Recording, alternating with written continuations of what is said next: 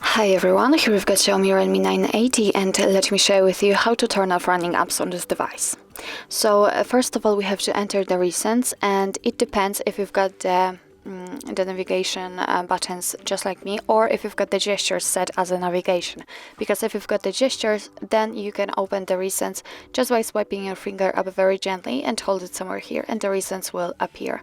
In my case, if you've got the buttons just like me, just tap on the square button here. And as you can see, we just opened the recents. Here we've got all previously opened apps stored. So if you want to, you can turn off only one of it, just find it and swipe it to the right, just like that, or to the left. It depends.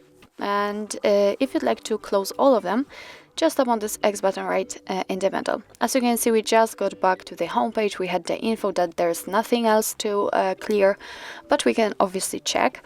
So let me enter the recents, and here we've got no recent items, so it means that we just successfully closed all background apps.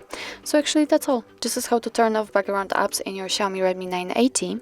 Thank you so much for watching. I hope that this video was helpful, and if it was, please hit the subscribe button and leave the thumbs up.